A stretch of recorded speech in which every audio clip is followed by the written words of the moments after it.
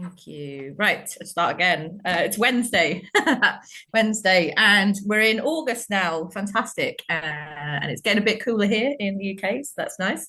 Because as soon as it gets hot, Michael, we all just melt and we can't cope. And then when it gets cold, we all moan about that as well. But it's fine. So today we have two amazing headliners. And we also have all you beautiful open micers as well. So just for anyone who hasn't ever been here before, anyone not come to this before? Okay, Tracy, I can see. Fantastic. Okay, so just go through a little bit of housekeeping with you. Can you mute for each poet and then clap once they've read?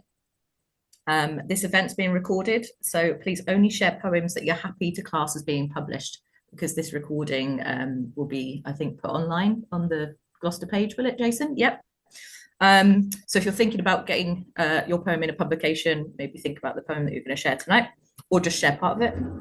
Open mic poets, please keep to your 3-minute slot.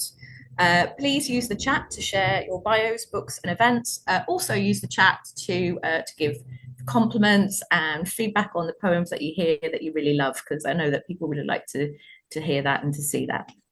The GPS, so Gloucester Poetry Society, is a volunteer-led society. If you can spare a donation for them, they'll drop a link into the chat, and that keeps everything running here. Okay. Brilliant. Okay.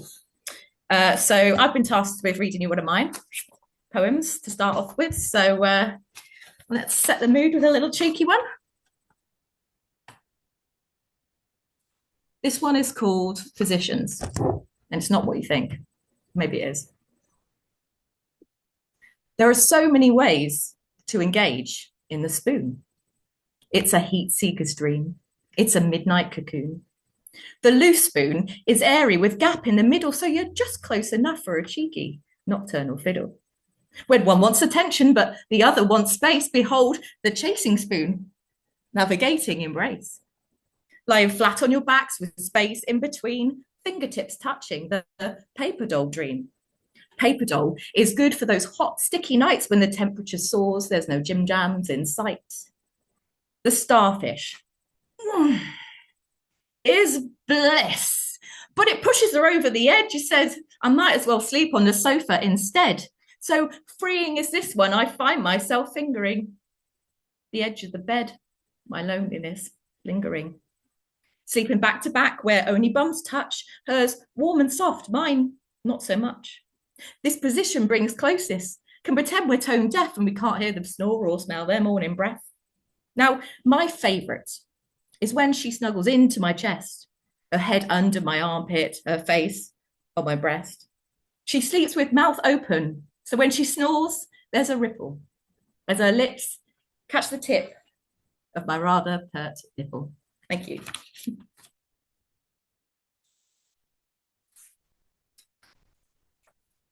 Right, let's slide straight on over to the USA for Michael. You're first up, my friend. Okay, great. As everybody will attest to, we're all really looking forward to Genevieve and Dee's sets. This is going to be great. I think most of us know that this is the 6th and what this is the anniversary of. So I'm going to start with one dealing with that. This is called August 45.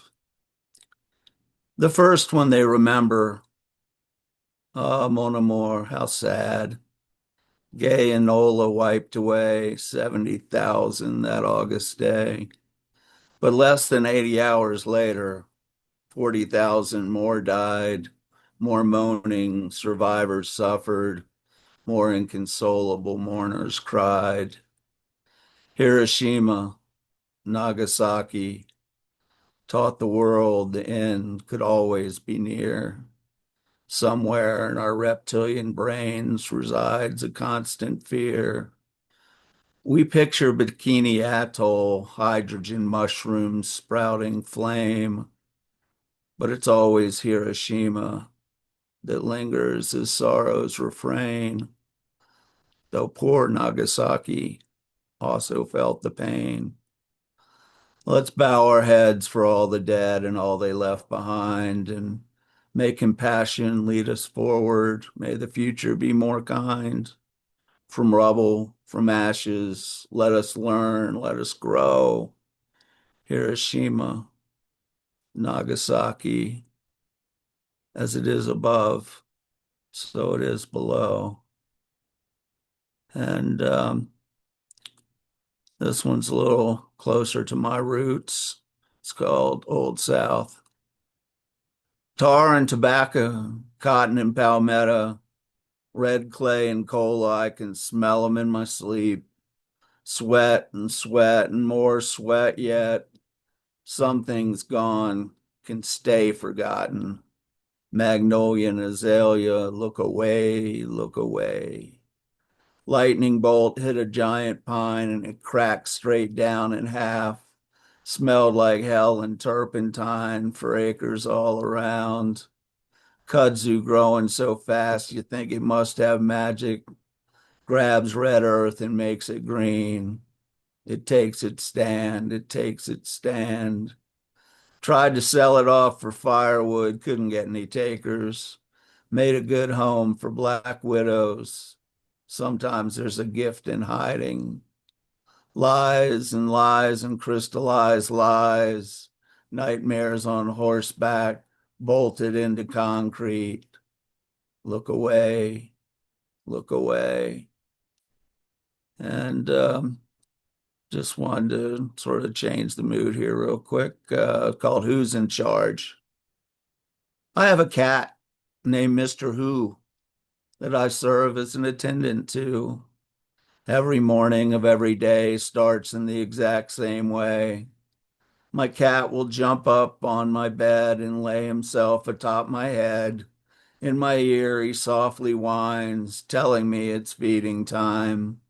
Until I rise and make his meal, he'll make sure I have to deal with clawing motions on my chest, making sure I get no rest. With no regard for personal space, he sticks his tail end in my face. I know that his loud meow means, not later, servant, feed me now. Once my feet have hit the floor, he makes sure I know what I'm here for, scampering over to his empty dish to demand I give in to his wish. There's no doubt who is in charge, though he is small and I am large. So every morning, without fail, we recreate this familiar tale. Okay, thanks everybody. Great to be here.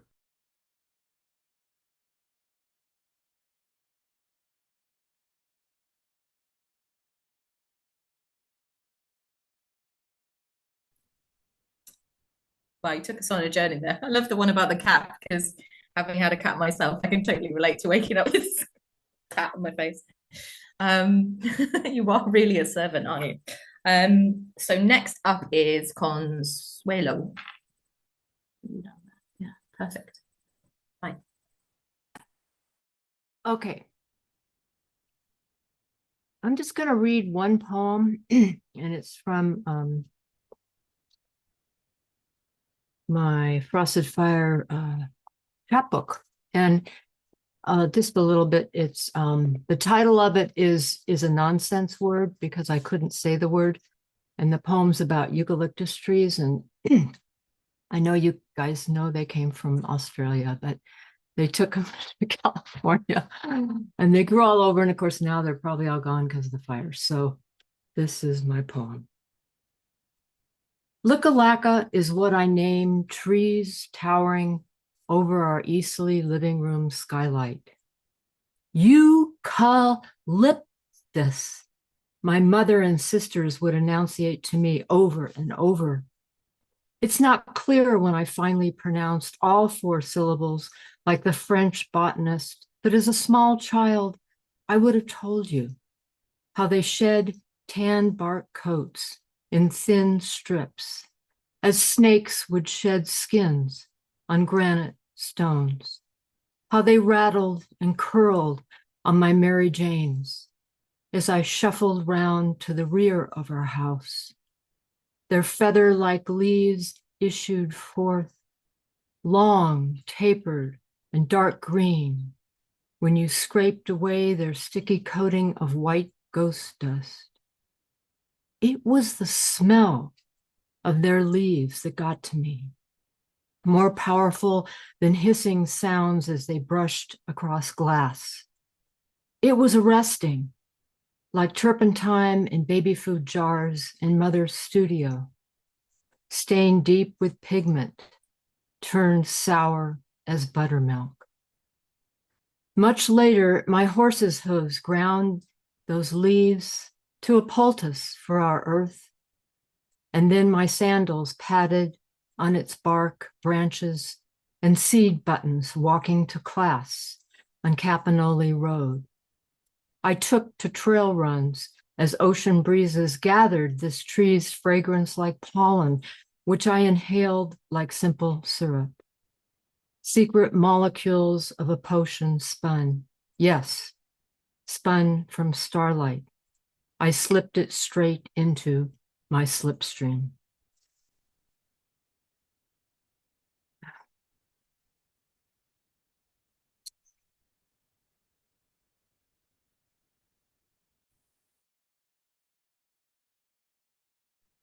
Thank you so much for that.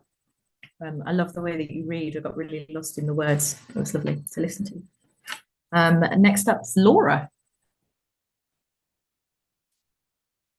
I'm Laura. Okay, thank you. That was a lovely poem, Consuela. Let's see. My first poem is called Stillness.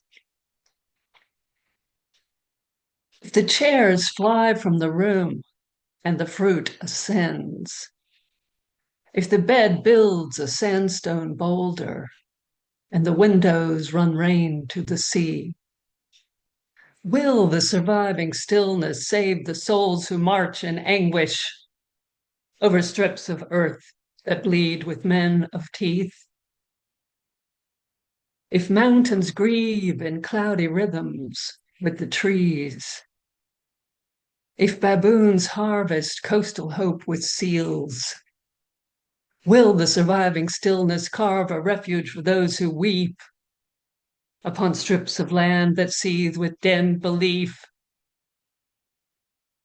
When the sands of deserts flow in rivers to the sea, and we gather in families of true love and grief, then will the dunes of stillness begin to soothe the feet of those who flee their brother's bold deceit. When children fly from rooms and soon ascend, when parents build ladders and cracked walls sprout tall to reach their ken, then will the gray ash of stillness balm the hurt and seed a peace that blooms on hills in Gaza and Galilee. My second poem will be called Birds for Gaza. We will make birds for Gaza that fly on two perfect blue feathers, that have tail feathers of green silk, that have mesmerizing red eyes, that have wings 2 inches long, that have wings 100 feet long, that have feet like baby humans, that have elegant flamingo legs, that have violets blooming out of their midnight velvet ruffs, that cry like mothers, that weep like sisters, that leap off mountains, that dart through rivers, that croon like coronets, that ascend clapping and fall in swooping lament, that soar like condors, that yellow like the sun, that lilac like the dawn, that bleed like faith, that heal like hope, heal like hope. Thank you very much.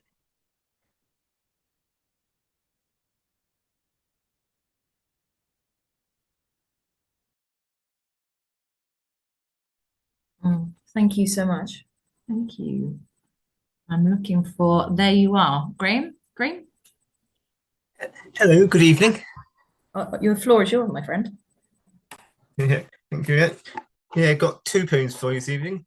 The first one is called Xena Mermaid. Listening to the Zena mermaid, is she calling for me? How can I resist her beauty, the voice with which she sings, enticing me to come with her into her watery home? Powerless I am to stop myself when faced with such attraction. The mermaid voice that sings so sweetly, calling out to me again. She is a vision without compare, with emerald eyes and golden hair. The Zena mermaid calls to me. How can I not follow her? She keeps on coming for me, singing that I should come. Mermaid, let me go with you to live for all my time. And the second one I've got for you is called Take the Time. Take the time to stop and stare in order to see what is waiting there. From out across the mountains high to lakes so deep their depths are nigh.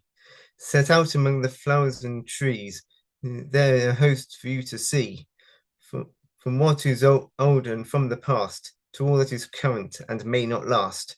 Slow down to look what is waiting there, along the road, just waiting a stare. Beauty that took the time to arrive, which now has the joy of being alive. Waiting for somebody to take the time, while watching for the world to chime.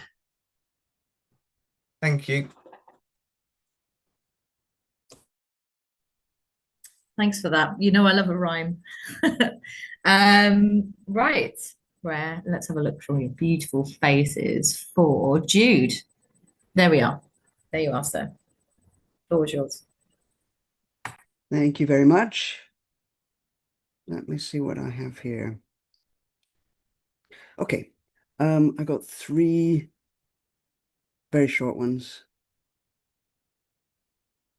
which are, I guess they're kind of in a series.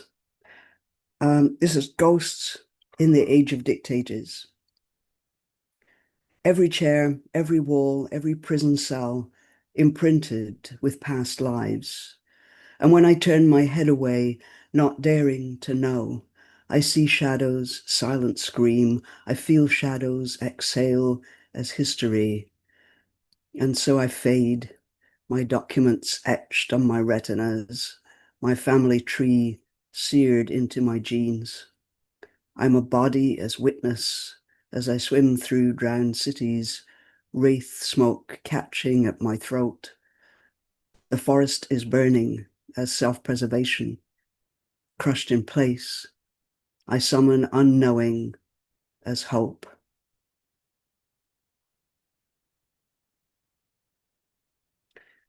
This is Narcissus in the Age of Dictators. Thinking I can't live in my own image, thinking I remember insignificance, I invent God for God, a headless deity who absorbs me, never believing. Every day I think I am God, in my coffee, in my closet, in my underwear. If I can move to be under empty sky, move to a place of sliding water, will I still live with the grave images I see in secret pools?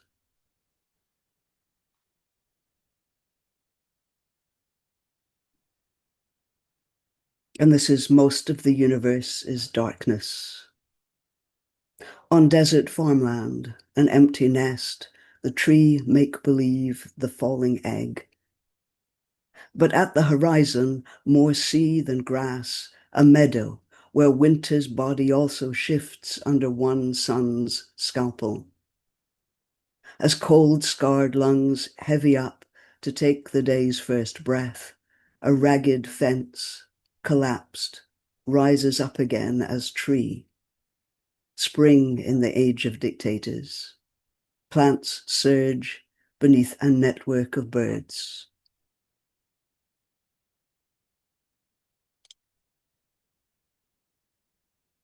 Thank you.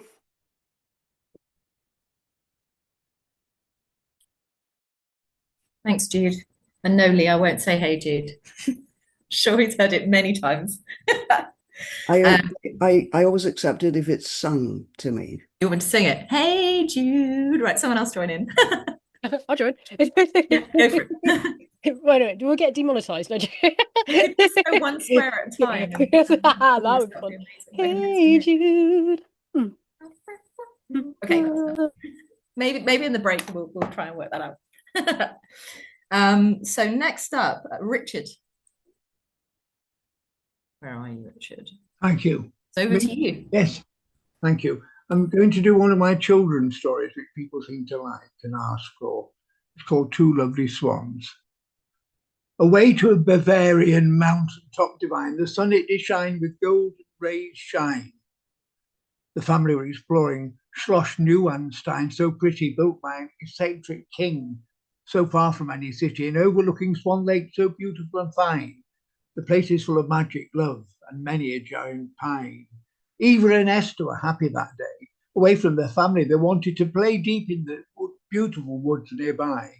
They asked Mummy and Daddy, who said with a sigh, "Yes, but keep to the path of many a marked tree, then you will be as safe as can be." Off they went in their traditional dresses, so sweet, with green aprons. The outfits were complete. They walked in the woods and came to a lovely glade and rested in the warmth.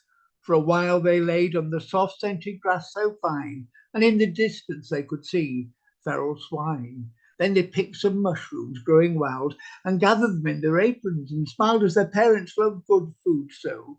They felt so pleased that they really did glow, but with a crash and a flash, an old hag stood there. They really had a scare. She screamed at them, "Why have you taken the mushrooms so fine? They are all mine. You will have to pay for that. I won't turn you into a cat but a swan. You will be, and your destiny will be to find from the lake that is mine, to make you free from the spell and me." In a trice, Eva and Esther disappeared, and wasn't as they had feared. They were both lovely swans now. They waddled to the lake, and in the water did take a bow. "Mummy and Daddy will be sad. I wish we'd not picked those mushrooms so bad," thought Esther as she swam downstream. "I think that old lady is evil and mean." Eva was frightened and wanted to cry, but Esther comforted her and did sigh. We have to have something to eat and find her lost thing, the hag, to beat. Down she went and caught a raw fish, not Esther's idea of a delicious dish. She gave it to Eva, who gobbled it up, and then from the clear water she did so. Esther dived down into the lake below, off to the bottom where the pond grasses grow. She nibbled away, and then with a start she saw something glow red and green that made her gaze with awe. It was a magnificent ring. Could this be the wicked hag's thing? She dived in with a beak to give the ring a tweak. Esther carried it up high, and with it she and Eva did fly to the place where they had left the old hag. Esther called out and did shout and wag the ring ever so high. It flashed with sun from the sky. The hag appeared and snatched the prize. With triumph in her eyes, she screamed, "It's mine! You have to find!" And with a flash, she disappeared, and Esther was afeard, but everything was fine. And with the sunshine, she saw Eva and she were now as pretty little girls as can be. Oh, how happy was she to be real and free. To their family they returned, and fame that they had earned, as that day every swan of the lake a new story did make, having been each transformed into a swan by the hag over the years, causing in Bavaria so many fears. A national holiday was called for, so their adventure would be remembered forevermore. And I went to the castle with my great nephews and nieces, and Eva and Esther are my great nieces, and Esther was about 8, and she had Uncle Richard, because they've got German accents, because Mum is German and they live in Munich. And she said, "Uncle Richard, can you write a story about Eva and me?" And I said, "Yes." She said, "No, now, before we get home." And so I had to write that. Thank you.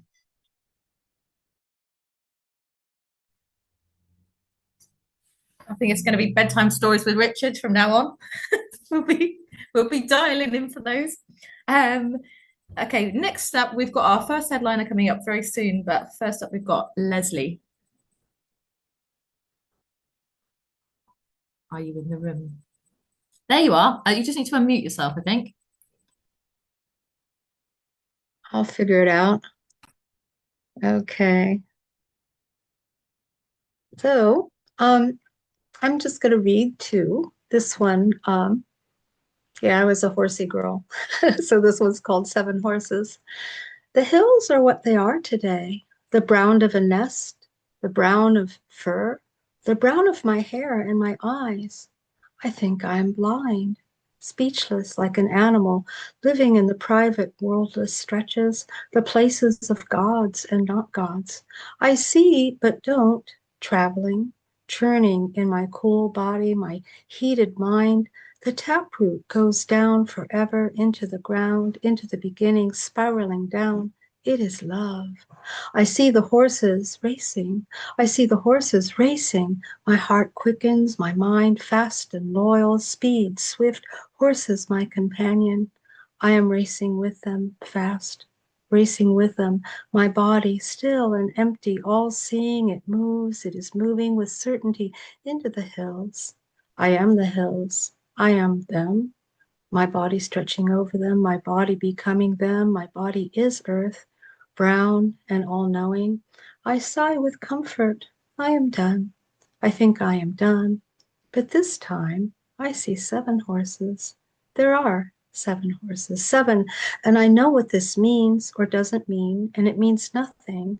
But in the godless hour, the godlike hour, there are seven horses racing, and still that is all it means, and that is good.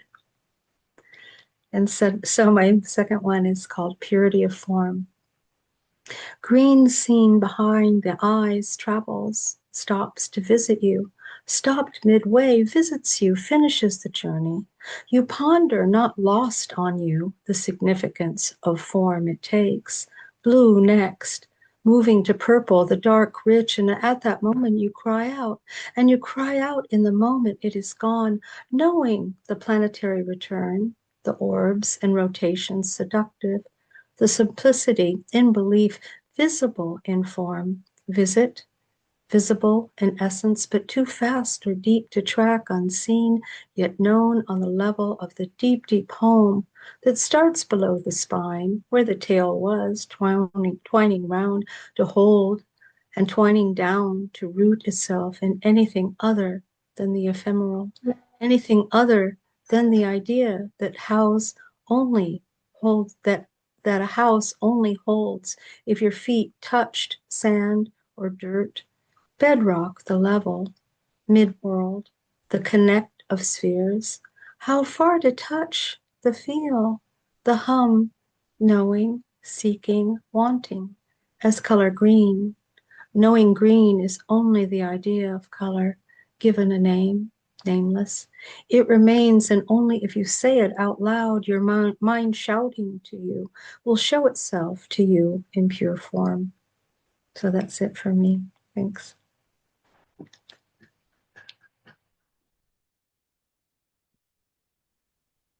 Thank you. Thanks so much. So next up we have Naima, sorry. You okay to go next? I've just thrown that into you, but is that okay? Oh goodness, yeah, okay. No notice, just go straight for it. Okay. I'm gonna share two pieces. Highs. Hospital visits with a distant parent. How I wish he could talk jokingly, tenderly, intimately, lovingly. But those seeds were never planted, and our expressions are taught. Yet muted love is in visits enacted as our frayed ties become apparent. Will you recall this visit after I'm gone?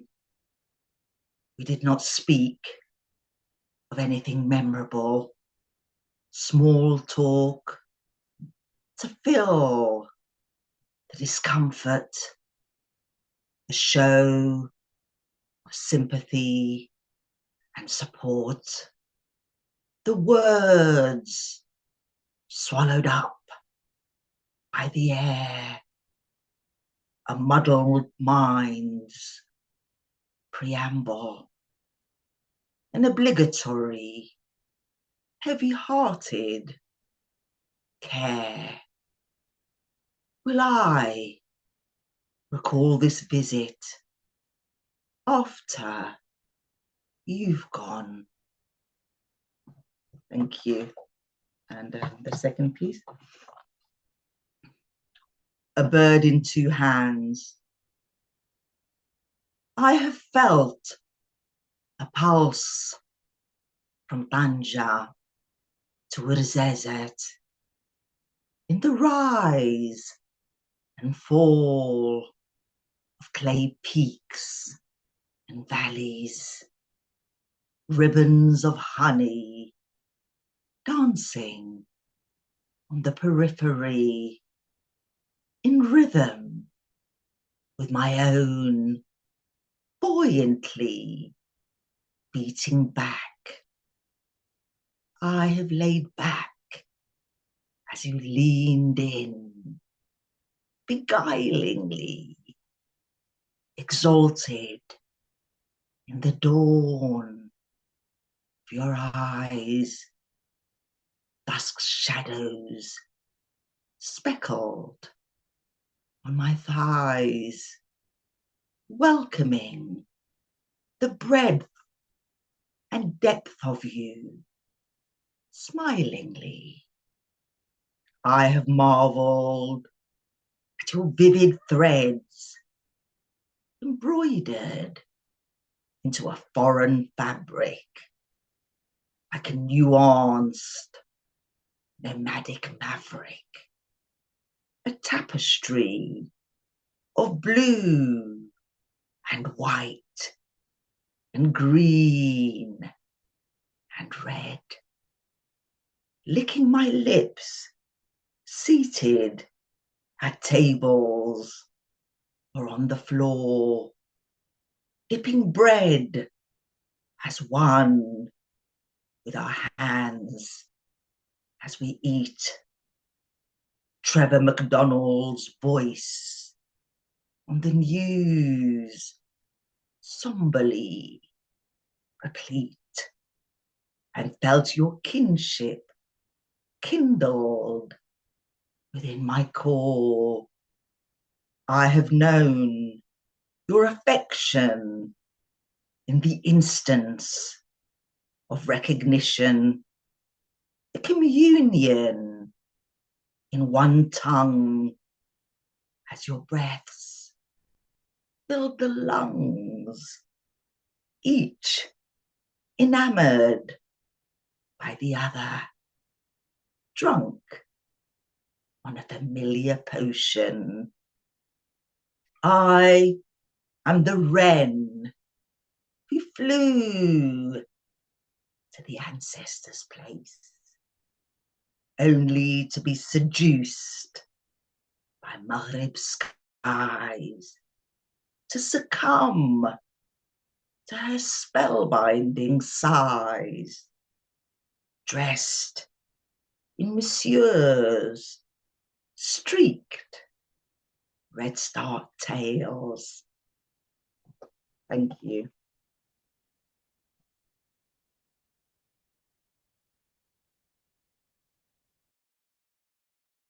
Thanks so much. Martin, we're going to, you're going to be just going on before our first headliner, if that's okay with you. Alrighty, just give me a second. Mm-hmm.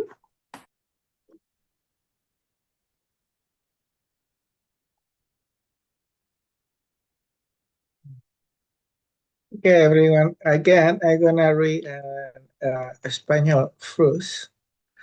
So, el nombre de mi poema se llama Yo quiero.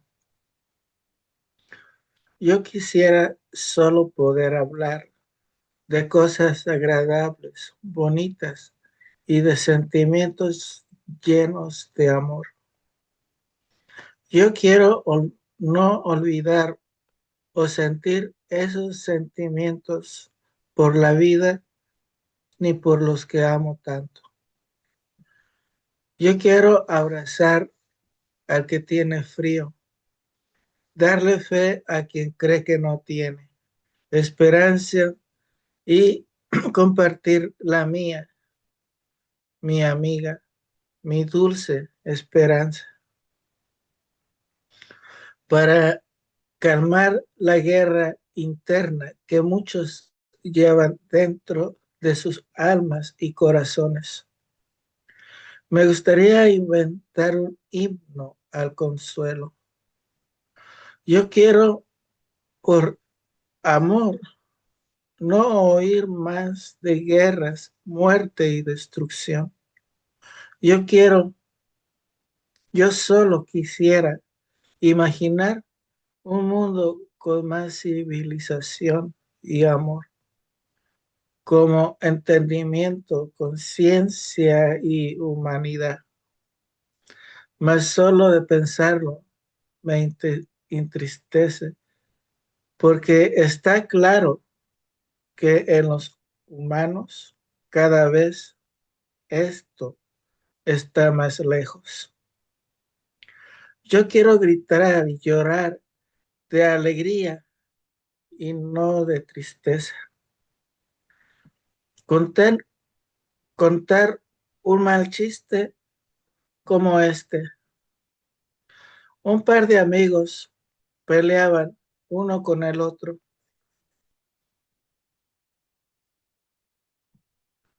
Uno le dice que el rayo es más rápido que la luz y el otro le dice que no, que la luz es más rápida que el rayo.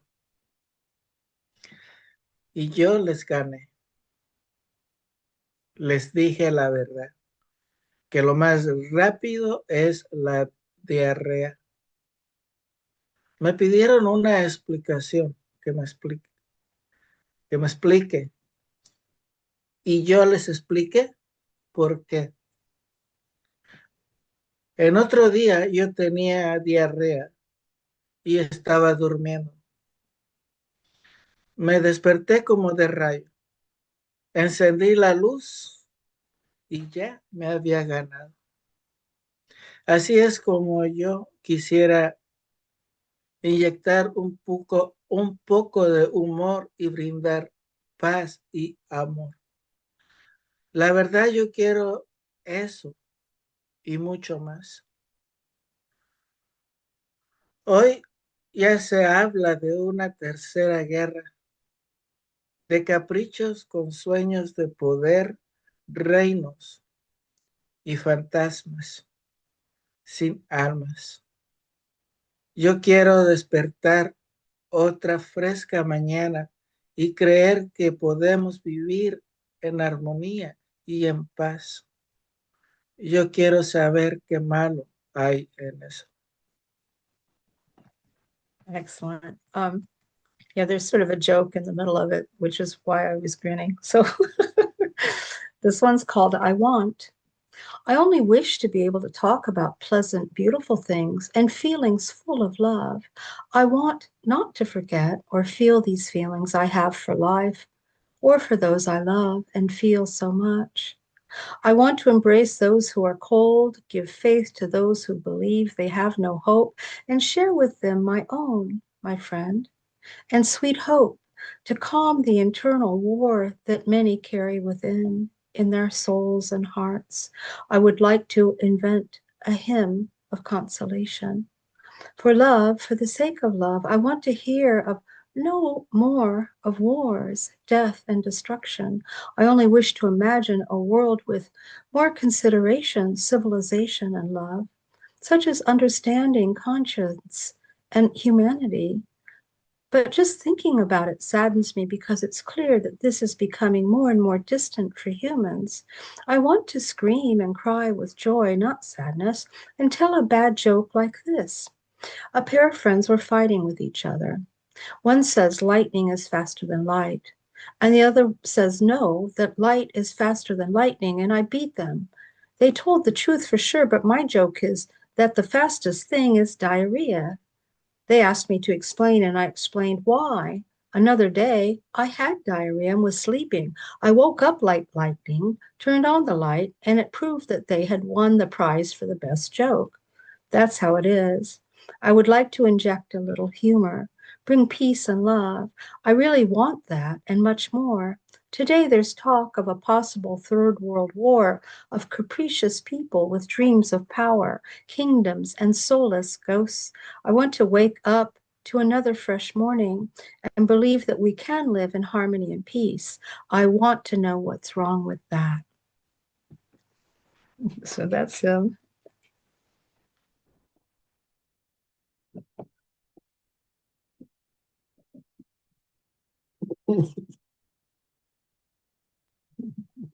Thanks so much, Martin and Leslie. I think I've learned some new words tonight as well, which is fantastic. That was added bonus.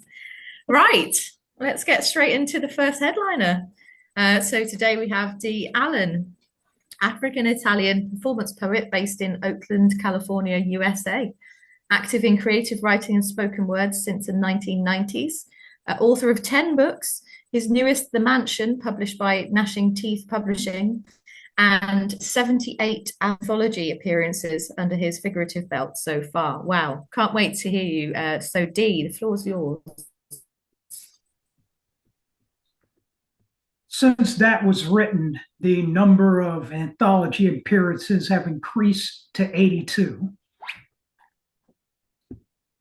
I dedicate my portion of tonight's open mic for Crafty Crows to the man who started it all, Jason Conway.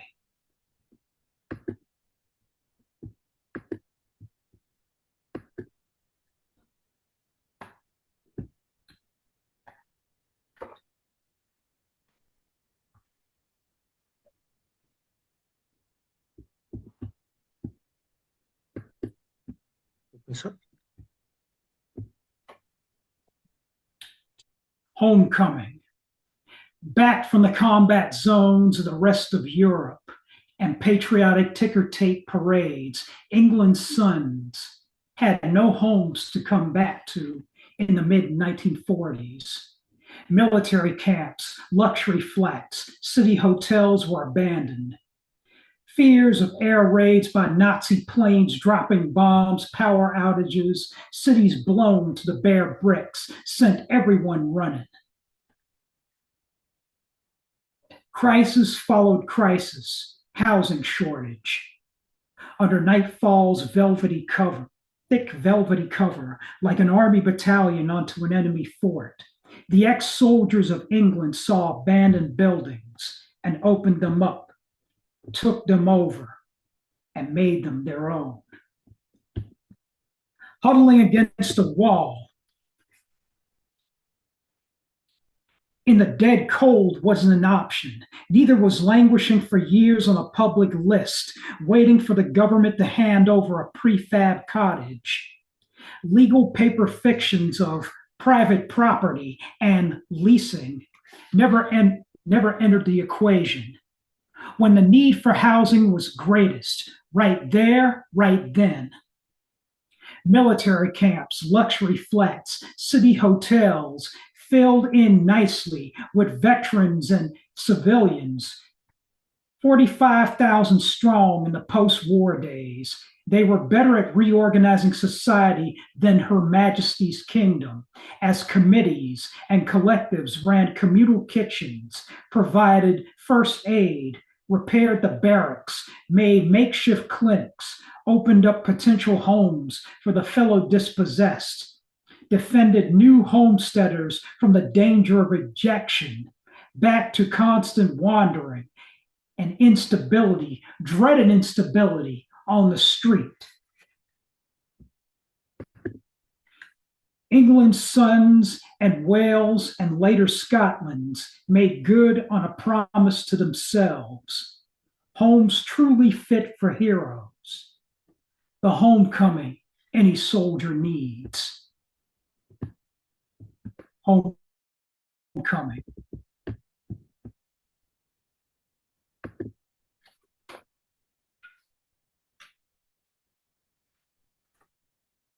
Disembark.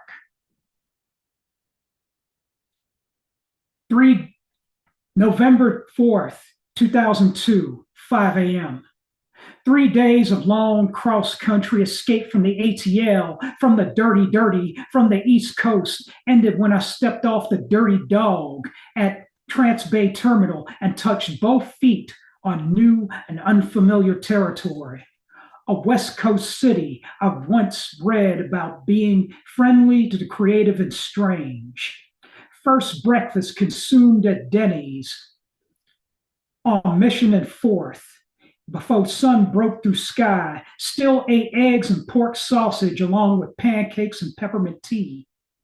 First 2 nights spent at hostels, Monday in Union Square, Tuesday in Fort Mason, bunk bed in either lodging, then empty wallet, uncertain future I had made up as I went along. Several weeks to seek steady lodging, several weeks to adopt this town as my own, several months to get to know self again, several years to come back into my own. All past dreams of personal future didn't include San Francisco, but I'm here to stay.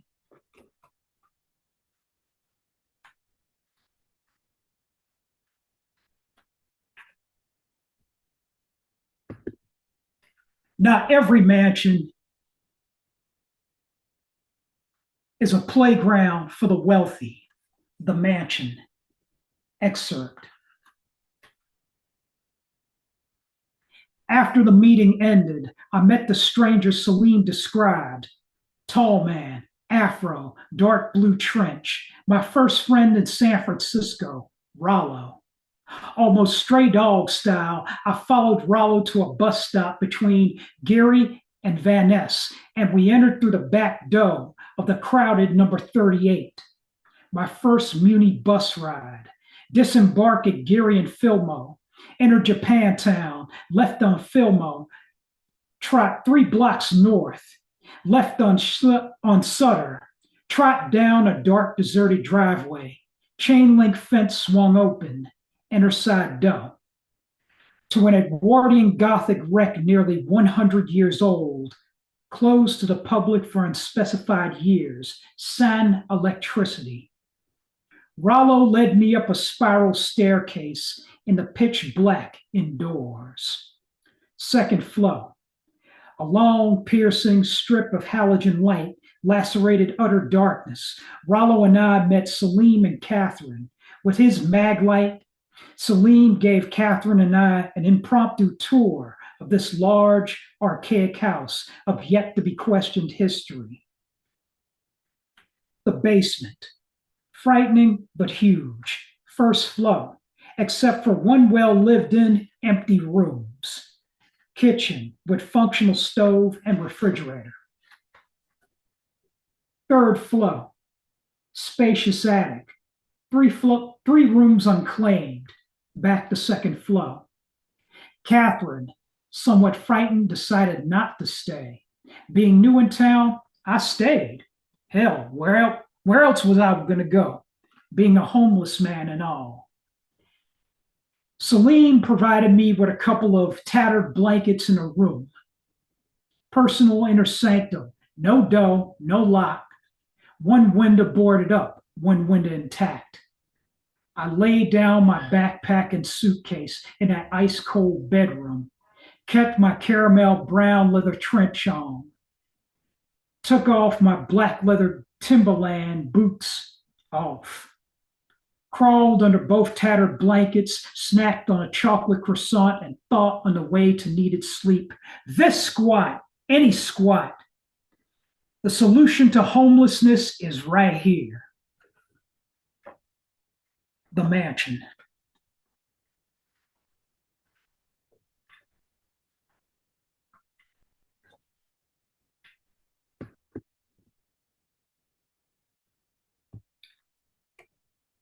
The Thorn, excerpt. March 2014.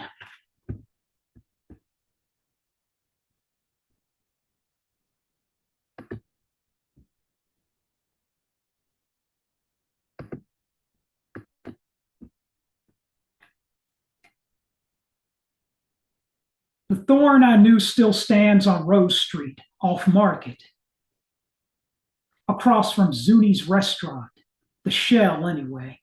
The last technological gold rush of the 2000s, biotech, changed parts of San Fran, and with them, my old squat. 1908 stable house, a piece of obsolescence attached to new school steel and blue glass opulence, 8 floors worth. I wear black to recall the loss of a home that kept me off the street, that I wanted to provide to others in my situation, a safe haven that was taken from me. Remembering the loss of a home I was forced out of, a time to mourn, a moment for tears.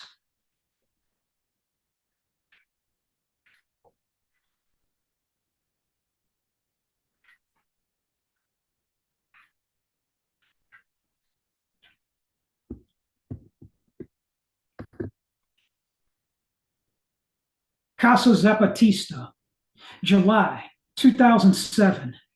Leftover property from the Mission District's Irish Catholic days, smack on the corner of Harrison and 20th, Desolation Central.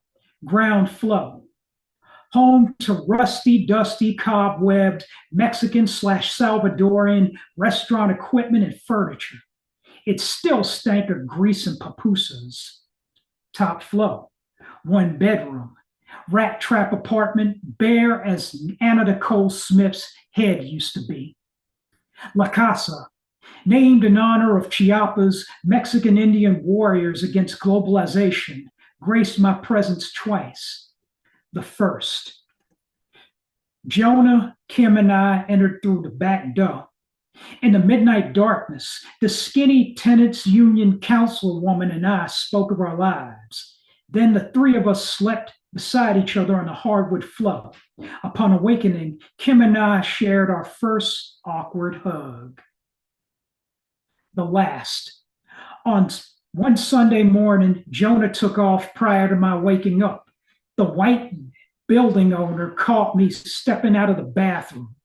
The angry landlord gave me 2 options. Leave that apartment in 5 minutes, or he would start dialing 911 on his cell phone. I vacated that rat trap in less than 5 minutes. Out of pity for my living situation, the landlord handed me $10 American on my way out to get something to eat. Great idea. Blueberry pancakes and peppermint tea at Brainwash Cafe and Laundry provided me with a delicious ending to my squatting episode. And that first row of poems came from my new and 10th book, The Mansion, Liberated Zones Inside the Controlled Inner City, now available from Gnashing Teeth Publishing. And this book is more autobiographical than any of my past books. And I got 3 more poems for y'all. And much older than the rest that I just did. From 1994, this is called Boneyard. Shovel the earth and shovel it deep, lower in the sepulcher. Surround the burrowed space with lilacs, eulogies, family tears. Seal the earth up again for a child that had been consigned to rest here. For another child embittered had shown him his most glorified toy from youth, his lifelong phobia, the receiving end of a pistol, the known face of doom, lock, loaded, blown. Hate crimes, engaging in war head on, pale in comparison to what keeps the silent bosom of the boneyard full with fleeting time, fleeting shots, and places to learn, places to play. High risk, high caliber consecration, blasting away the future to bleached bone. The boneyard awaits young black bodies aiming their guns at themselves.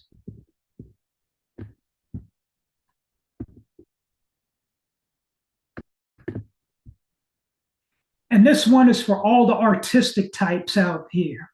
And that includes you two poets. This one is called Tools from 1995. A watchful eye, an impartial mind, a careful ear for listening, a lifetime of experiences, magic and tragic, an urge to confess, an urge to explore, a clear enough view just to spy with your little eye. Something beautiful or something horrid seen even in the most minute, mundane things. Eager friend, if you so choose, use these tools and use them well. Each item is crucial to the survival of any artist, writer, or misfit. Tools. And the last one is from Written Tales magazine. This came out in 2023, 2 years ago. This is called Overcome, and it's a free verse poem. Try as devils might to change the look of the big picture passing itself off as a democracy, they can't remove us all. For the longest time they have used abandonment, brutality, criminalization, displacement, enslavement, force-fed false history, gentrification, harassment, intoxication, jokes told, spite in disguise, Ku Klux, Flaming Cross night rides, lust towards our girls and women, mass murder, negation of our views, or police intimidation, Queen's African beauty devalued, religion, Christianity passed down by pilgrims, sterilization, terrorism, unity broken, vicious discrimination, X out credit for our contributions, youth killed before age 25, Z or Z. Oops. Z, last letter, last considered, first targeted. All the tricks implemented on us, and yet our people are still mating. Damn. Our women are still breeding. Our people are still here. Our culture is still here. We have overcome endeavors by devils to whittle our number to nothing. We have overcome. It's been a long, arduous walk. Damn. On the road to progress, reacting to muscle memory, hurtling over obstacles we didn't design over time. We look forward to thriving in the next 400 years and what they might bring. We look forward to days of joy, seeking pleasure we deserve, not to forget about oppression, but to surmount oppression before it regains control, before it regains ground, to conquer spirit by having the best times of our lives.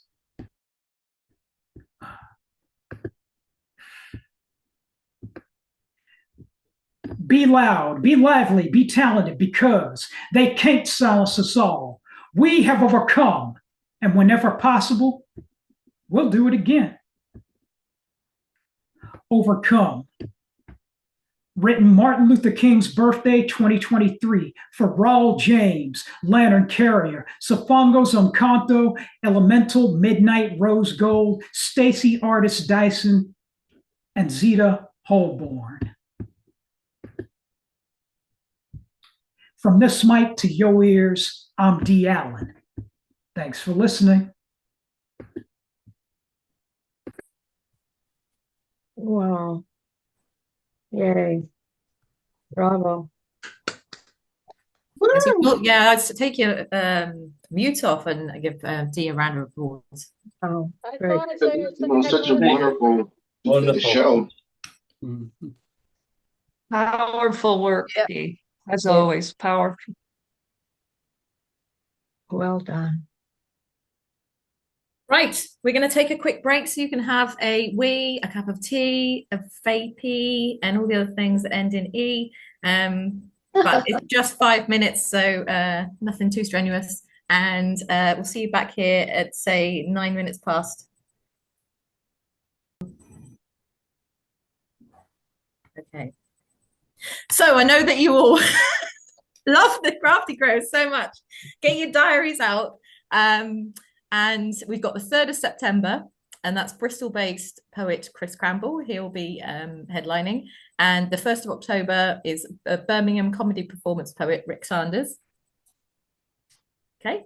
And the Gloucestershire Poetry Society Open Poetry Competition is open for submissions till the end of September. So get your best poems in to Jason. That's going to be amazing to sit there and read through all those. That's you, Jason, reading those, or was there? No, it's not just me. Okay. I have assistants. Excellent. Okay, that sounds great. So just before Genevieve, so last time I was here last month, was it? So thanks for having me back. I was telling you all about my the hottest day date, and someone said, "Why don't you write a poem about that? Sounds great." But to go to what Genevieve said about leaning into bad stories, make the best poems, you're correct. But as a stereotypical lesbian, we had 2 dates, long distance yearning, and I'm currently going through a period of grief. So when I'm over that, I'll write a poem. I'm joking. I'm sort of joking. Right. So on that note, this next poem is called "Steamy Goddess." Now, Genevieve, this is also written about a true bad story. It was supposed to be a love poem, and I actually read this to the person it was made for. But what happened is I used Google to write this poem, not AI, but Google to find the words, and you'll see which direction it took. Steamy goddess, define me. You, steamy goddess, didn't seem quite articulate enough to describe you. So I thought I would use Google to find a new word or two. Types in posh word for steamy. That's me typing on the keyboard. You, clammy goddess. You dank, dewy, drenched, dripping goddess. It is quite hot. You misty, muggy goddess. You goddess of all that is oozy, saturated, soaked. Wettish with goddess rising through the waves. You moist, wet, erotic. Google, behave. Steamy, steamy, steamy. Let's try the Oxford English Dictionary to move away from endless lists of salacious dictionary. And there it is. Standing out on the page, lubricious, offensively displaying or intended to arouse sexual desire. She lubriciously licked her ice cream in the hot summer sun. I think we skipped past the titillating stage. I see you lustfully leering at my Mr. Whippy ice cream, me who was ever so innocently looking for words similar to steam as it dripped dangerously down my fingers. Melting in the sun, I can tell your mouth is longing and I want to give you one. I think I'll just stick to you, steamy goddess. You who has my gaze drawn intently to your bodice. Steam sounds so delicious when it's written down on paper, but when we stand face to face, you turn my ink into vapor. Thank you.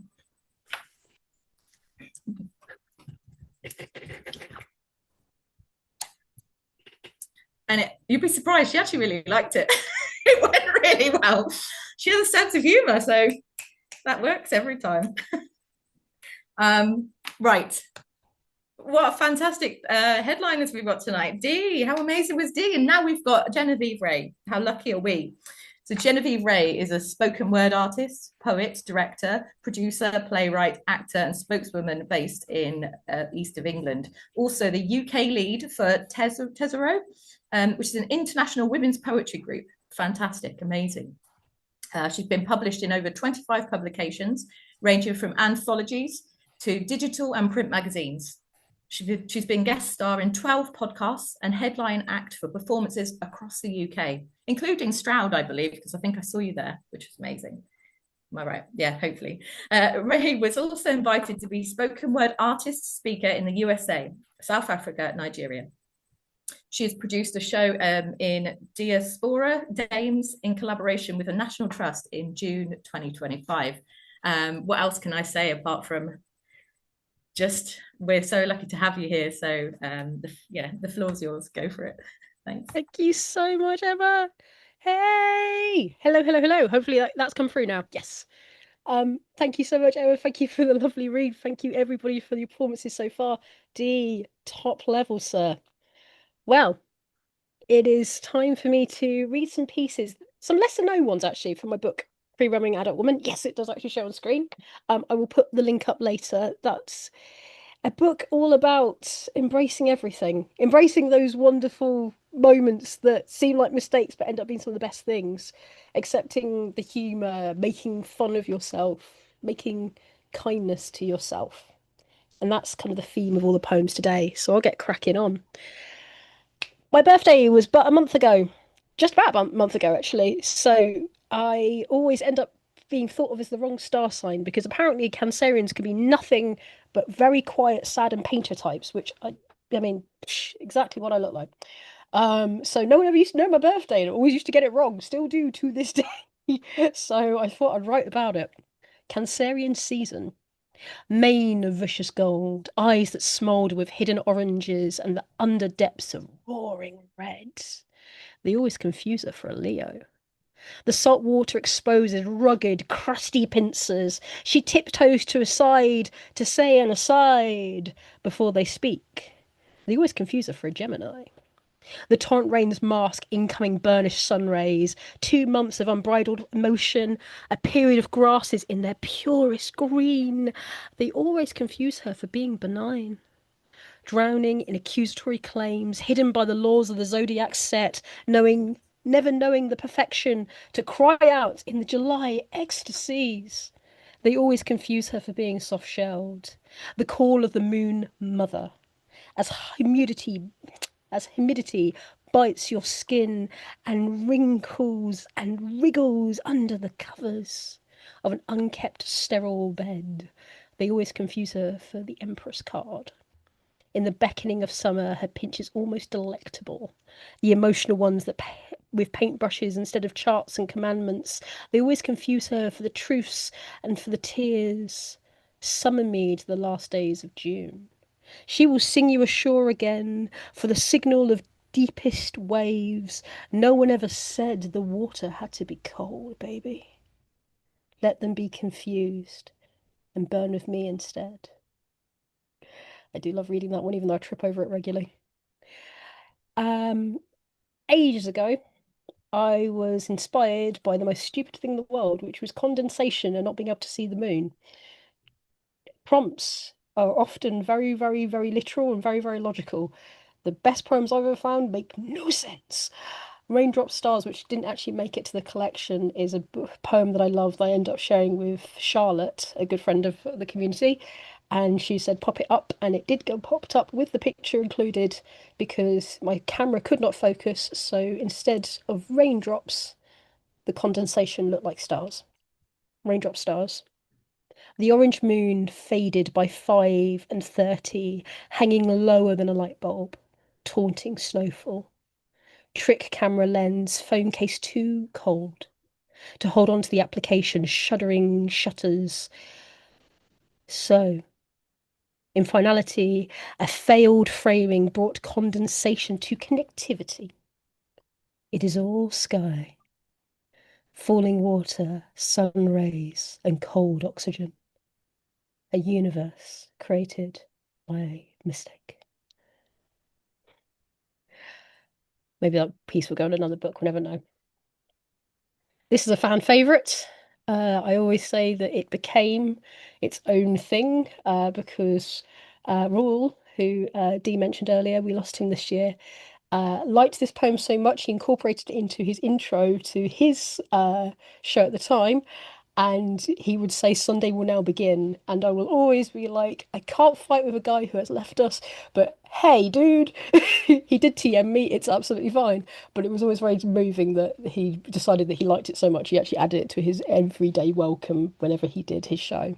So the muse will not lift, where that line originally came from. The muse will not lift. Sunday will begin, whence this poem ends.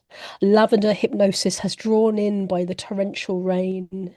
It is a song to the pavement that both woke and cradled her in equal rhythmic comfort, counting out our changes.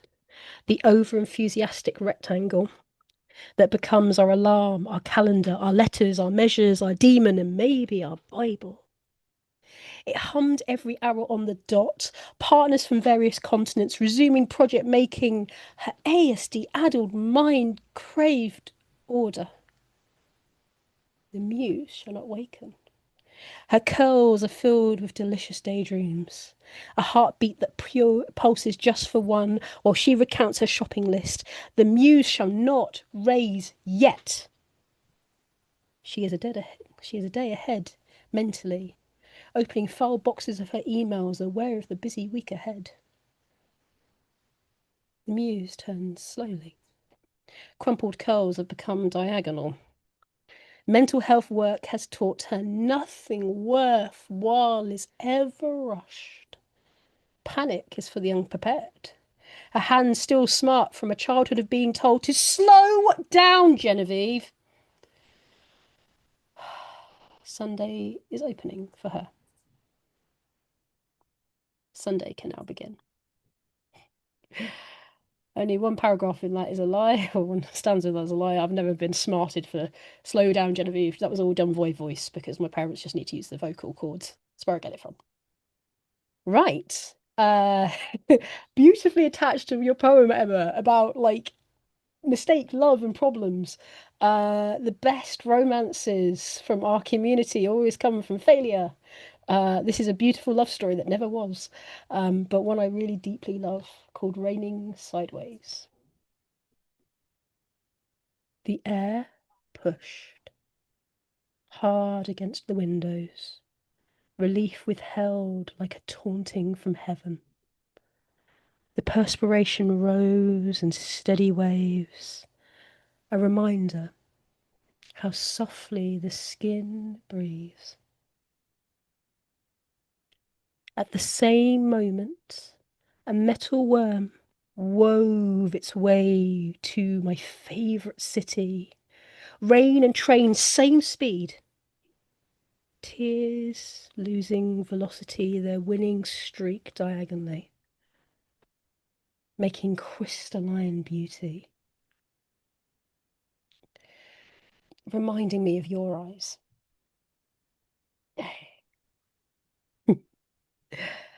This is the last one I set up today because I'm very aware about how we are set for time. How are we set for time, my dear hosts? Are we good for just one, or can I do two?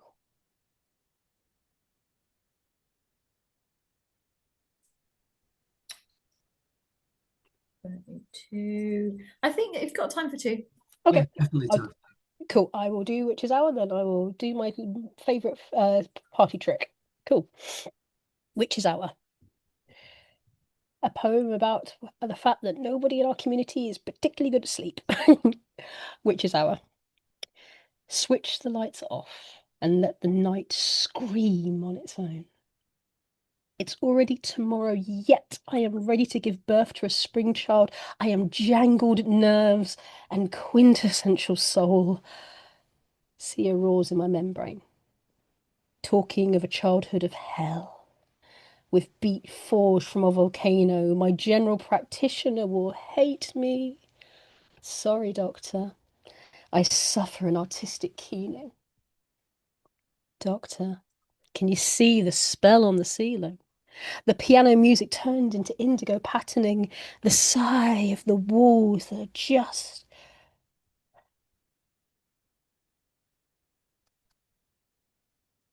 breathing. Will the pills save or damn me? At 7, I'll wake into some sort of ordinary, rested, shameless, or confused, regaining some remnant of reality, while the magic fades into the floorboards. And to bring me round, my favourite magic trick is no script at all. It's part of the reason I never share the script with you when I share it on screen. I don't want you guys to see what I'm thinking. Much better to enjoy the full performance. This I'll call Just Talk in Time. Johnny, be good. Baby, I have waited for this moment several times over. If there is such a thing as deja vu, it is just moments that just are too similar, like a clock ticking backwards. Why is my clock ticking backwards? Because I've been drawn to new rhythms, different sunlight, a variation on the moon that still cycles through, being eaten slowly by the daylight over months, regrowing and blooming. But yet I'm just a moment in time. 30 and 8 and motion and movement. People panic for no reason. Why is my friend, who is 6 years younger than me, so worried about 35? If I could say to her, I don't even remember the moment or the motion, heartbreak was already passing. I've been this way for 10 years of single. And I'm just doing just fine. Twisted and tilted across my bedroom. Hey, hey, that lipstick was wonderful. Smile. In an age I should know better. But hey, baby, it's selfie time. And no one said age had to make you behave better. So I take my friend in hand. I used to live above her head. And we're both going to a musical where a car hits a beautiful speed and roads vanish. Dress today is almost a challenge. Both, can I fit in this? Will it fit fine? Is this perfect? Is this cosplay? It's me. It's mine. And so when we see the magic happen, not to ruin the theatrical practice, but it really is basically a crane, a car, some magic, good seat belts, and actors with blood rushing to their heads quickly. But that's the thing I've loved the most, baby. Poetry, I am the most naked. I can't flash lights. I can't program anything. I've been in the back room. I've been at the microphone. I've learnt scripts. I've learnt systems. And I've had actors look me in the eye saying, are you sure? And I have to be leader and say, yes. Prove it with your words, if you can beat me. And so, as I drift brainlessly to 40, I am free, I am roaming, I am a woman, and yet a universe of more. And that is all she wrote. Thank you. Oh, take your mute off, and give Genevieve a big round of applause and whoops and cheers. And... Woo! Woo! Thank you. Well done. Oh, that was Right. wonderful. Just wonderful. Magical, Genevieve. Magical. Magical fire. Thanks so much. What a treat that was. I've just snuck in 2 little events that I'll be shot if I don't tell you about. Which is down the road in Ledbury. I'm a host of Diversion at Ledbury Poetry House, and on the 26th of September, I'm hosting Rosie Garland and Holly Winter Hughes in person. Plus, there's an open mic that's going to be a real girl power, badass, amazing night. But everyone is welcome, regardless of gender and anything else. We make it a safe space there, so that's all good. And there's also a night called Run with Captain Morgan, which is I run I run a project called Masefield Matters, about the poet laureate John Masefield and his role in Ledbury and trying to inspire young people to become poet laureates from this small town. So this is a night, basically, you can get inspired by some of his sea-themed poems, write your own poem, and then come along and present it. And there's a prize, which is rum and books. So that's going to be awesome. That's on the 6th of September. You're all welcome. Obviously, if you can get to Ledbury, that's, if you get a flight, come over. We'd love to have you. I've got a spare room. So everyone welcome. Okay. Right. Let's go on to the open mic. So who do we have first?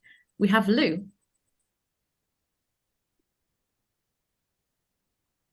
Lou.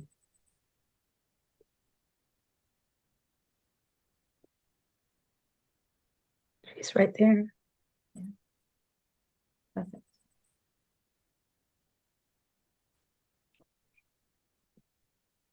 Right, you're up next, Lou. Yeah, no, we can do it. So You need to unmute. Muted, can't hear. No, you're unmuted. Technical. And then unmute you. See if that works. Let's try mute. Nope. Try again. working. Maybe if you can dial out and then join the meeting again, that might reset. So yeah, we can pop you on a little bit later. Yeah, no problem. We'll just go straight down to Stacey. Can y'all hear me okay? Mm-hmm. Yes. Cool. When Daddy told us the grits thing, I was still in school, 15, 16, just getting interested in relationships, not sex, just how it worked between men and women, the psychology, sociology of how folks got along, got together. Let me start by saying I was a very protected girl, not in the sense of being hovered over or not encouraged to adventure. I had sisters who would fuss with me, but fight my battles come push to shove. My mother taught me defense via sharp tongue and wicked wit the way Southern women do. And my father, well, Daddy was a combat veteran, Golden Gloves champ who had a miniature gun collection and made no secret that even looking cross-eyed at a girl of his was not an option. When Daddy told us the grits thing, it was after growing up years of watching how my parents danced late in the living room, spent walks holding hands and making mutual, respectful decisions, watching arguments that didn't always end like fairy tales, but ended, watching Valentine's addressed to his special angel, watching the pride on her face when he sang with the God's messengers, years of watching how men and women needed to relate to each other. Years of hearing stories from friends and seeing stuff in other people's houses that would later make my parents purse lips or shake disapproving heads saying no, or we don't do like that. Years of friends whose fathers treated their mothers like property or stupid or not as good as. Talk trash about women with their wives or girls or daughters looking embarrassed or scared or too beat down to breathe, saying to my father, bet you wish you'd had some boys instead of all them girls. Daddy was never what you might call amused by those words. Made sure we didn't spend too much time around such folk. Made sure we knew better than to listen to men like that. Made sure we knew better than to be women like that. When Daddy told us the grits thing, my mother was big into Al Green. Y'all know, the soul singer, Arkansas boy. Mr. Let's Stay Together, which Tina Turner later redid and did better, but I digress. Women used to swoon, listen tight and late at night to his sound. My mother got this look of ecstasy and anticipation dancing around the living room. I personally had no use for him. Too much music, too full of himself. Besides, I was Stevie's girl.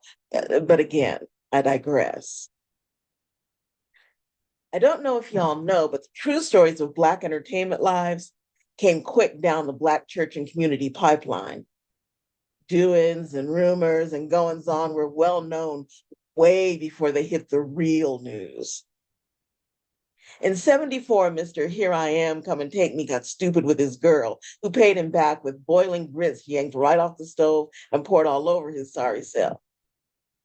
And if you were Black, you knew all about it before the entertainment mags and papers did. Baptism comes hard some days. Old Al got religion, became the Reverend Green right quick in 76. A little while after, my sisters and I were doing homework or afternoon chores or some such. Daddy called us into the formal dining room, had us sit and be quiet, asked had we heard about it. Yeah, we heard. Okay. You know you don't let some man put his hands on you, right? We'd been taught right. We nodded our heads and said, well, yeah, we know, Daddy, we know. My father cleared his throat. Now, when Daddy cleared his throat, it was about to get deep. Daddy grunted, cleared his throat, looked us straight in our eyes and said, any man ever puts his hands on you, any man ever puts his hands on you, you put some grits on the stove and call your daddy. Y'all got it? We got it. That was over 40 years ago. My daddy's been gone 15 and some. There have been a fair number of fellas, some just out for sex, some exploring relationships. I've watched and listened and learned I'm better at understanding the psychology, the sociology of how folks get and stay together. I remember being taught right by years of fights that didn't always end like fairy tales. Pride in each other and Valentines. I am forever open to the psychology, the sociology of men and women and how we get together. I deeply believe in equal decisions, dancing late at night in the living room. That being said, every kitchen I've ever lived in features several large pots for boiling and at least one freshly purchased box of grits.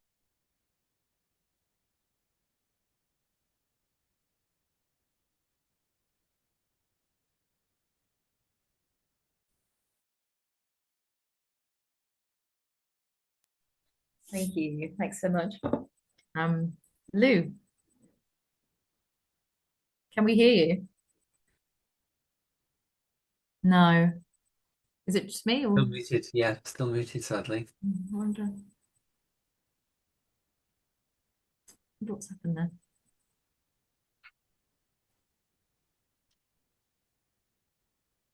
Anybody techie in the room can maybe help?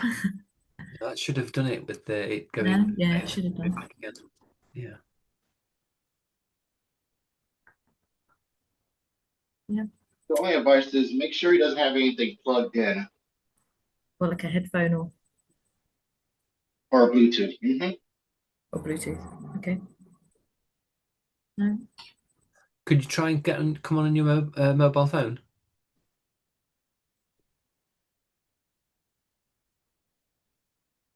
Oh, just typing. Just saying. Just free.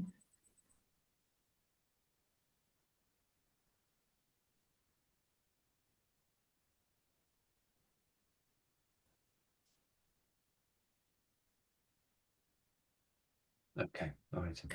Okay. In which case, can we move on to Ed, Poetastic?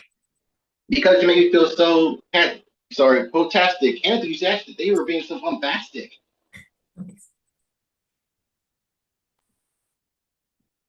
Hello, everyone. My name is Ed Potastic. I'm feeling fantastic. Please it's time to join my rhyme, Thoughtful Sublime.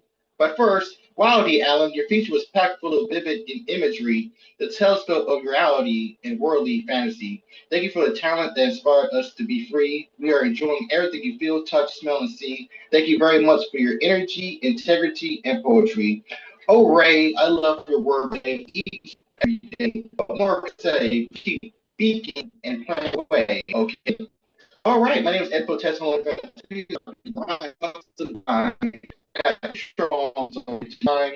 The first poem is called Just Right. Just right. Doesn't matter. Climb a ladder. Don't think, just right. Whatever is inside.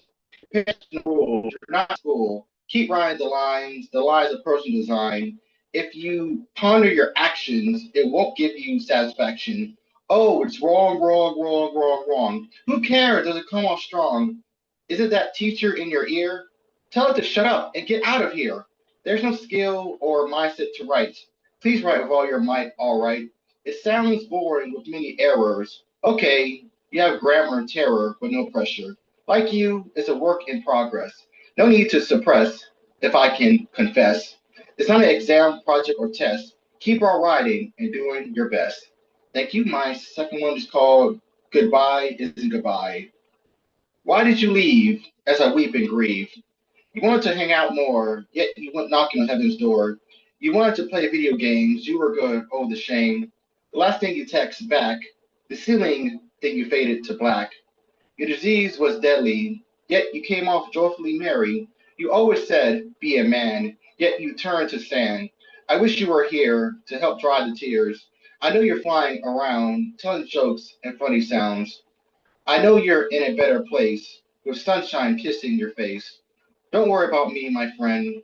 I know the end isn't the end. When our loved ones die, I know we want to cry. You still remember them, being the brightest of gems. They're not dead and gone. They're inside to keep us strong. It's always a pain to say goodbye, yet they still flicker in our eyes. Thank you.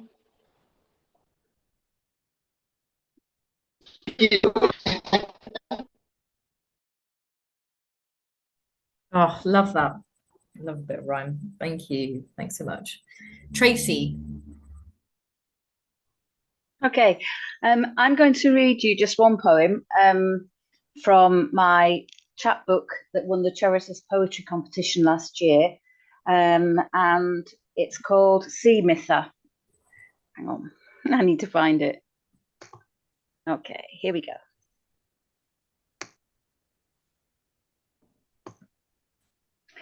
Sea Mither. In late afternoon, we cast long shadows across the sand. We walk side by side, talk of clothes, food, and autumn. I ask you how you are, and you say, you're fine. You move away into the sea to watch black shapes that tumble and roll with the waves. Dolphins! I follow your gaze. Your skin silvers. You dive, flip a fin. I wait as I always wait. Tide turns as it always turns. I should bind your feet in embroidered straps, plait abalone in your hair, weave a robe of sea silk not too tight to unwind.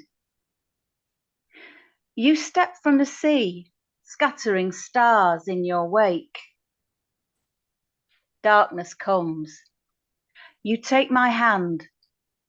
I look back and see black rocks that tumble and roll with the waves. That's it.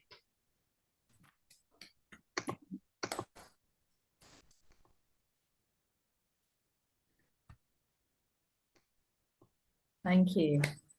Next up is by request. Hey, Gerald. Where are you now? Take your mute off so we can hear you. Oh dear. Pity the child who hath no trees to scrape against his infant knees. Pity the kid who hath no bowels, her fearful parent disallows. Pity the infant without leaves to fall around him as he grieves. And pity the little one only known to his reflection on his mobile phone. Yes, pity the child who has no trees. Take him to a forest, please. The one I wrote the other day. Probably at 3 o'clock in the morning, most likely. We were walking along Walsall Canal and we came across some horsetails. Google's going to get another mention in this one. On the Walsall Canal, we come across a bunch of horsetails, and Fiona says, that's my wife, how they're prehistoric. And I ask, knowing they're the oldest vegetation in the world, what came before horsetails? And she says, Google it. Ask, what comes before horsetails? And I say, horse bums. Which is not, of course, the answer. It's bloody big horsetail trees, because in the Carboniferous period, that's what they did. Grew as tall as houses, even though there were no houses in the Carboniferous period. And they must have wondered, those trees without houses, why are we called horsetails when horses haven't even been invented? Fuck it, we'll just grow. Nobody can stop us until we're eaten by rabbits. Or not. Or until someone makes a joke that we have to just take, folding all unflustered and now much smaller in the wind. That's my poem for horsetails. And lastly, 42nd wedding anniversary.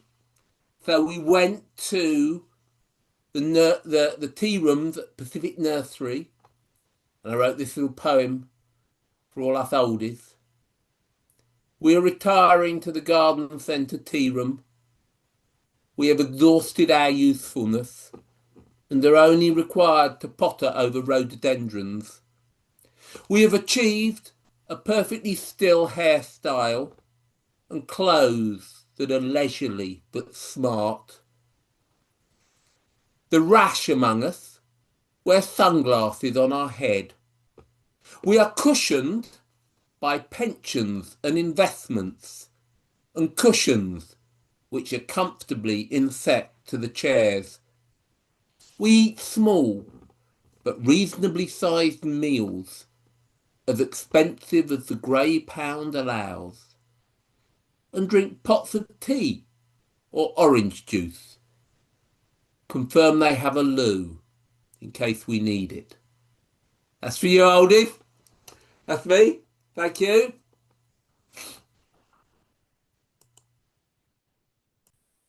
That means I'm old, because I definitely love a garden centre and I always need to make sure there's cake and a loo. I love that. You're amazing. Right. Talking of loos, can you hear me? Yes. Oh, Oh wow. my Okay. word. Fantastic. Yeah. Now you can speak. Let's. Is that okay? Speak. All right, Yeah. hold on just a second. Hang on. Oh. The excitement was too much. Sorry, it's too exciting. I had to leave. So I wrote a poem about this picture that you may have seen. It's been on the news recently. It was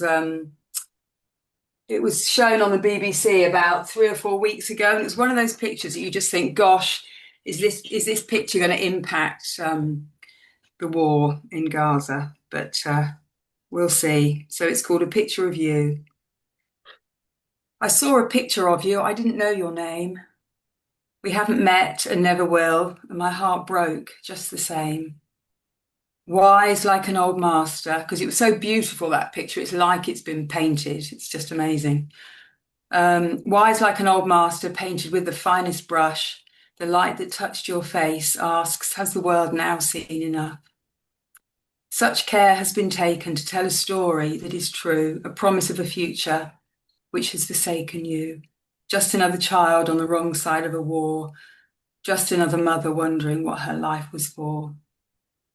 Will this be the picture, the one that turns the tide? Will it weaken the resolve of those embattled on both sides? So much tangled history, fighting for old land. Might you put your gun down now and instead reach out your hand? Or is it just another picture that makes us shed a tear and say that we're glad it isn't our war as we turn and look away? Yeah. So one more. You were talking about God earlier, so it seems appropriate to perhaps share this one. You can still hear me, yeah? Okay. So a friend of mine found God recently, rather abruptly, which was a surprise to him. And as an atheist, it got me thinking, where is God to be found? And this is called I Found God Behind the Sofa. I found God behind the sofa. He must have been there for a while. It wasn't till I yanked him out that he gave the warmest smile. Smile. It must be God, I'm sure of it. He wasn't there before. But when I got down on my hands and knees, I found what I'd been searching for. Should I keep him to myself or share him with my friends? I suppose it doesn't matter. You'll get to see him in the end. Could he be my alter ego or the parental love I never had? I suppose it's not important if he sorts my good bits from my bad. Whatever God's components are, they fit with me a treat. Who knew he'd been there all along, just underneath my seat? I'm feeling so much better because I now know why I'm here, and all those unanswered questions were just inches from my rear. I suppose it doesn't matter if no one understands. It's a tricky concept to be grasped by unenlightened hands. But I'm feeling so much happier now, and the world's a kinder place. Now I found behind the sofa someone to fill my space. There you go.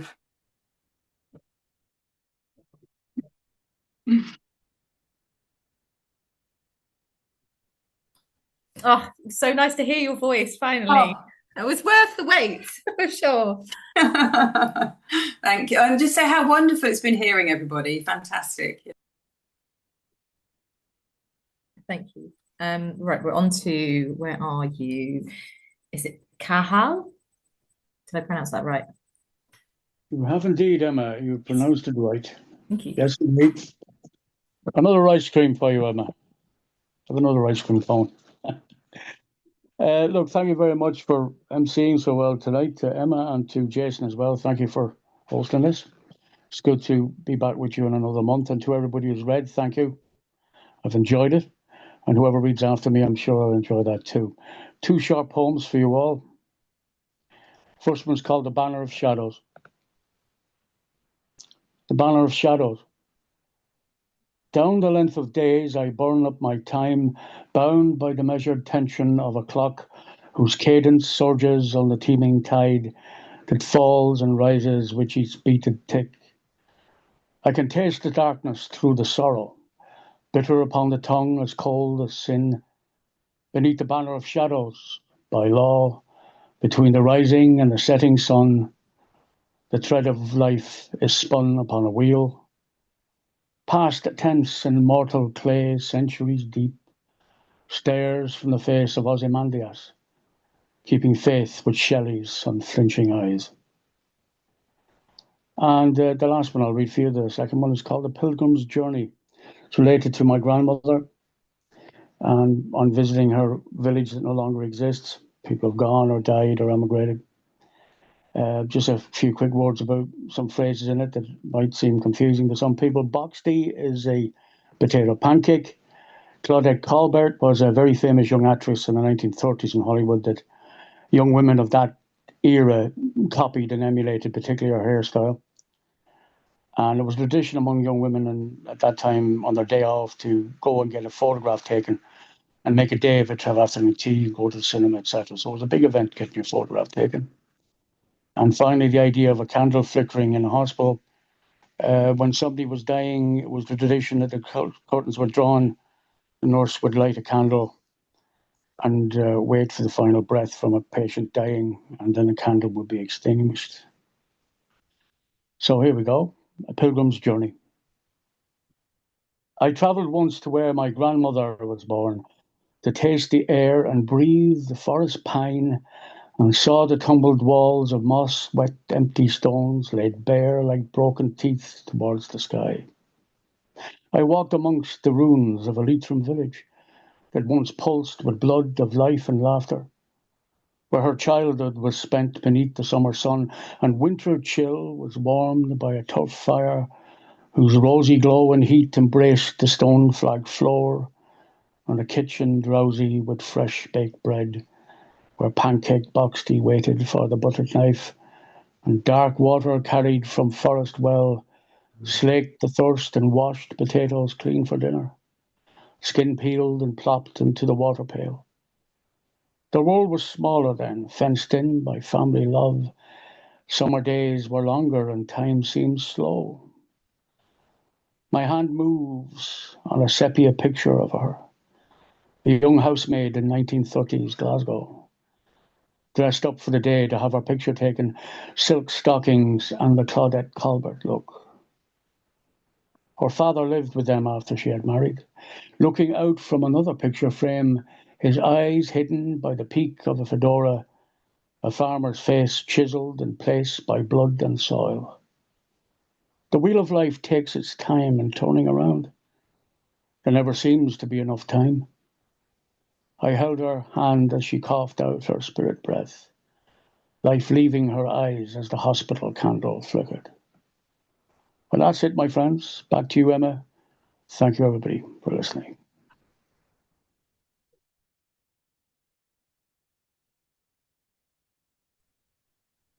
Right. Thank you very much. So we have just one amazing poet left for today, and that is Ashley. Ash, I was gonna don't just make your name really long. Ashley. You can say Edge if you want, like, you know, that's usually what comes next. You're fine, mate. You're fine. I've got two, neither are massively long. Gonna start with They Said, if I can get my breath for it. He said, she said, but she said nothing because she is they, despite what he says. She said, he said, but he is no more. They are Z, and your disrespect appalls. They said, Z said, because they listened and respected. They said, he said, because he confirmed he's a he. They said, we said, to listen and learn to evolve those words that tumble from your tongue. They said, we said, pronouns make a difference. It stings and burns when you dare to call me she.